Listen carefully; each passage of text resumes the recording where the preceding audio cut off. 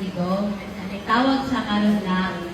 And iyak sa ako na ingon daw na ako sa inyo, every single Duterte will make House of Hope their second home. So duaan niya, iyahang mga anak, iyahang apo sa tuhod na palanggaon daw tamo. Mao na iyang ingon and well, God bless you all and pag makauli na daw siya, mubisita daw siya sa inyo. Nakahilap ko gamay mo, mag-tissue kay. Siyempre, giningaw po sa akong papa.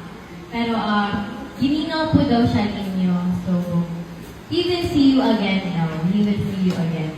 Ayaw lang kayo mo kabalaka kay, if it is the will of the Lord, makaulit daw yun siya. Bulat lang ka kay Tatay Digong. Salamat!